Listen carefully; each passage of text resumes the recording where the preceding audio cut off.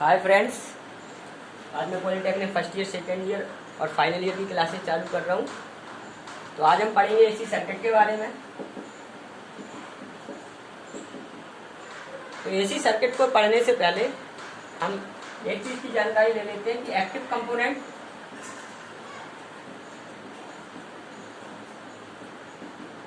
और passive component क्या होते हैं।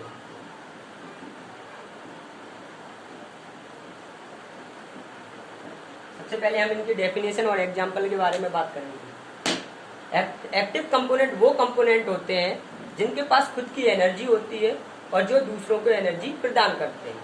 जैसे हम लोग हैं, हम लोग डिपेंड करते हैं फूड पर, खाने पर, क्योंकि जैसे दाल चावल कुछ भी, इनके पास खुद की एनर्जी है और यही चीज़ें जब हम खाते हैं तो वही एनर्जी हमारे अंदर आती है। तो ये जो दाल चावल फूड हुआ, ये कैसे कंपोनेंट हुए? Active component. इसी तरह अगर मैं इलेक्ट्रिकल में बात करूं तो इलेक्ट्रिकल में एक्टिव कंपोनेंट होते हैं करंट, वोल्टेज और power.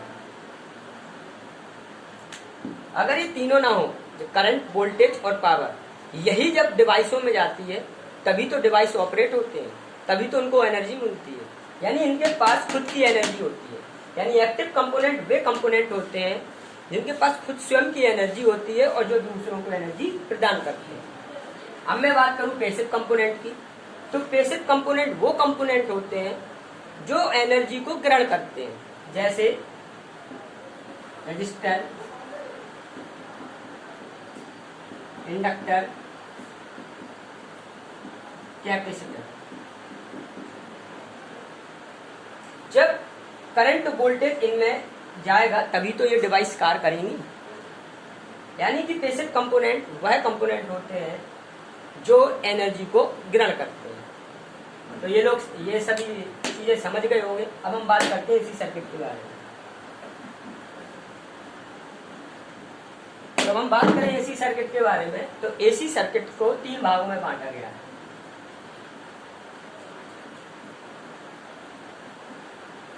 One element circuit, 2 element circuit,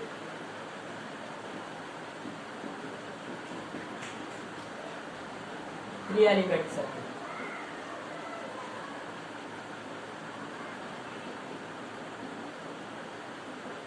one element में पहले नंबर पे आता है आर सर्किट, यानी प्रतिरोधी परपथ। दूसरे नंबर पे आता है एल सर्किट, यानी कि इंडक्टर, यानी कि पेरियोडिक परपथ। तीसरा आता है सी सर्किट, मतलब धारतीय परपथ। इसके बाद 2 एलिमेंट की बात करें, आर एल सर्किट,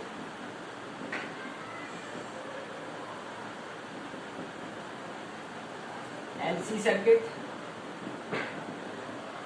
तीसरा आता है आरसी सर्किट।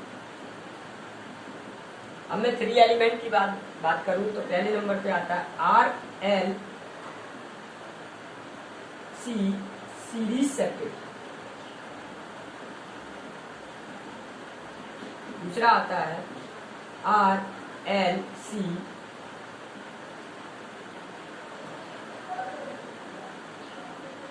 Parallel circuit. तो हमें अपने सिलेबस में, जो हमारे सिलेबस में है, वो इतने सर्किट दिए गए हैं और हमें इन सभी सर्किटों के बारे में पढ़ना है। तो यहाँ पर एसी सर्किट को 3 भागों में डिवाइड किया गया है, 1 एलिमेंट, 2 एलिमेंट, 3 एलिमेंट। 1 एलिमेंट में R circuit, L circuit, C circuit, और 2 एलिमेंट में, 2 एलिमेंट का मतलब 2 चीज़ों से मिलकर बना परपथ, यानी R L circuit, L C circuit, R C circuit. और इसके बाद 3 एलिमेंट में हमें पढ़ना है R L C series circuit और R L C parallel circuit. चलो हम एक एक करके एक सर्किट के बारे में जानते हैं।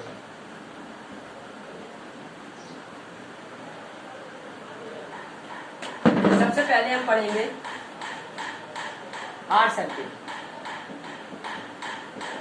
जिसे हम प्रतिरोधी परपथ कहते हैं। इसे हम प्रतिरोधी परपथ कहते हैं। सबसे पहले हम इसका देखेंगे डायग्राम। तो ये मैंने रेजिस्टेंस लिया और एसी सर्किट है, तो ये एसी सर्किट का सिंबल है।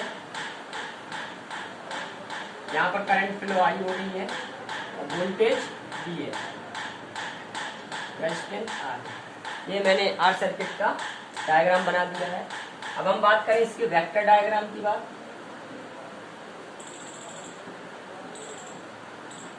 तो वेक्टर डायग्राम यानी कि सदिश आरेख।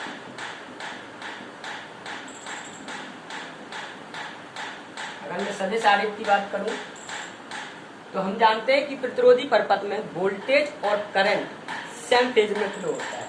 अगर मैं इसका वेक्टर डायग्राम बनाऊं तो अगर मैंने वोल्टेज को यहाँ लिया है, वेक्टर वोल्टेज का वेक्टर मैंने यहाँ खींचा है, तो करंट का वेक्टर भी उसी के जस्ट ऊपर खींचेगा, क्योंकि वोल्टेज और करंट सेम फेज में होते हैं।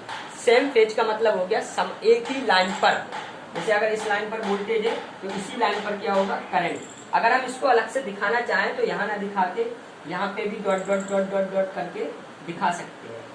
और वोल्टेज और करंट के बीच में जो एंगल बनेगा, क्योंकि एक ही लाइन पर है तो एंगल बनेगा 0। तो अगर मैं पावर फैक्टर की बात करूं कि आर सर्किट का पावर फैक्टर कितना होता है, तो पावर फैक्टर होता है cos फाई, और यहाँ पर एंगल 0 है, तो अगर मैं यहाँ पर cos 0 का मान रखूं तो a, यानी कि आर सर्किट का पावर फैक्टर यूनिट होता है 1। तो इतना आपको समझ में आ गया होगा। अब मैं चलता हूँ वेव डायग्राम की तरफ।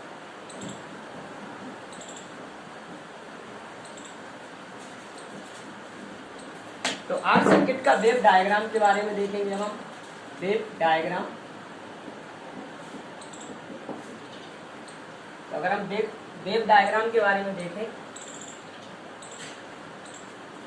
तो अगर वोल्टेज की वेव ये जा रही है, क्योंकि एसी सर्किट पर एसी जो सप्लाई होती है वो परिवर्तित होती है, तो एसी सप्लाई का मतलब अल्टरनेट करंट, अर्थात एसी धारा वह धारा होती है जिसका परिमाण और दिशा समय के अनुसार परिवर्तित होता है, उसे हम एसी सप्लाई कहते हैं। तो यहाँ पर देखो, ये मैंने वेव मान ली किसकी, वोल्टेज की वेव।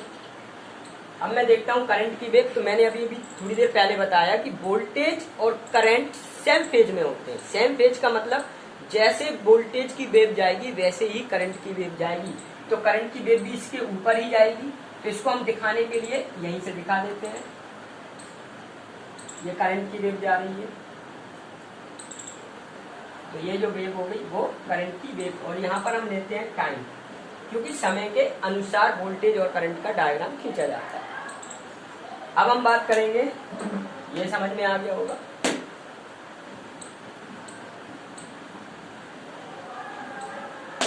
अब बात करेंगे हम एसी सर्किट के बारे में, जो अभी आर सर्किट के बारे में जो अभी चल रहा है। तो अब हम देखेंगे कि जो भी हमने आर सर्किट बनाया था, थोड़ा सा बना लेते हैं यहाँ पर।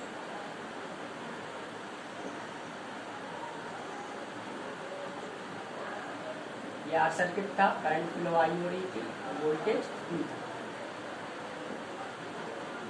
तो देखो, ये एसी सोर्स है जिसके माध्यम से इसमें सप्लाई जा रही है, करंट फ्लो हो रही है। और जब ये करंट फ्लो होने लगेगी तो इस पूरे को हम बोलेंगे सर्किट, एसी सर्किट। तो हम जानते हैं कि एसी सोर्स का, सोर्स को हम हिंदी में स्रोत भी कहते हैं, एसी सोर्स का तात्क्षणिक वोल्टेज, तात्क्षणिक वोल्टेज। तो तात्क्षणिक वोल्टेज क्या होता है, V=Vm sin ओमेगा t। अच्छा, तात्क्षणिक होता क्या है? तो सबसे पहले हम ये तात्क्षणिक जो वर्ड आया है इसको हम समझ लें। तो यहाँ पे समझे कि देखो, यहाँ पर टाइम होता है, यहाँ पर हम वोल्टेज भी ले सकते हैं, करंट भी ले सकते हैं। तो अगर मैं देखूं कि अगर कोई पार्टिकल है, कोई कण है, कुछ समय बाद यहाँ पर होगा, कुछ समय बाद यहाँ होगा, कुछ समय बाद यहाँ होगा, कभी अधिकतम पहुंच जाएगा, कभी फिर कम होने लगेगा, फिर 0 हो जाएगा। तो हम ये देख रहे हैं कि समय के अनुसार कण की स्थिति क्या हो रही है, परिवर्तित हो रही है। तो तात्क्षणिक मान वह मान होता है जो समय के अनुसार, यानी जिसकी स्थिति समय के अनुसार परिवर्तित होती है, उस मान को हम ताक्षणिक मान कहते हैं। वोल्टेज का ताक्षणिक मान V बराबर Vm sin ओमेगा टी होगा। अगर मैं करंट की बात करूं तो करंट का ताक्षणिक मान Im sin ओमेगा टी होगा। अगर मैं फ्लक्स के ताक्षणिक मान की बात करूं तो फ्लक्स बराबर Im sin ओमेगा टी होगा। यहाँ पर जो m है, m का मतलब होता है मैक्सिमम, यानी कि वोल्टेज का अधिकतम मान। तब हम आगे बात करें तो एसी सोर्स, जैसे ही मैं सोर्स इसको दूंगा तो तुरंत इससे सबसे पहले वोल्टेज स्थापित होगा। जब वोल्टेज स्थापित होगा तभी तो करंट फ्लो होगी। तो सबसे पहले हम देखेंगे कि इस सोर्स का ताक्षणिक मान कितना है। तो एसी सोर्स का ताक्षणिक वोल्टेज जो है वो V बराबर Vm sin ओमेगा टी है। अब जैसे ही हम वोल्टेज देंगे तो इसमें करंट फ्लो होने लगेगी। तो अब करंट जो फ्लो होगी वो करंट कितनी होगी, तो हम जानते हैं कि R में करंट कितनी होगी। तो एसी, अब तो ये जब करंट फ्लो होगी तो ये सर्किट बन गया ना। तो एसी सर्किट में प्रवाहित होने वाली धारा है, प्रवाहित होने वाली धारा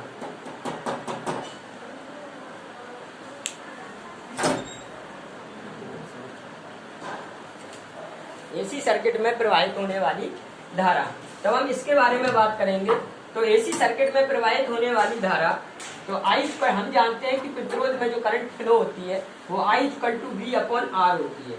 ठीक, तो हम यहाँ से जो वोल्टेज का ताक्षणिक मान निकाला है वो हम यहाँ पर पुट कर देंगे। तो I = Vm sin omega T और अपॉन R, समीकरण नंबर 2। अब हम इसका अधिकतम मान निकालेंगे। देखते हैं तो कि करंट का अधिकतम मान कितना होता है। तो धारा का अधिकतम मान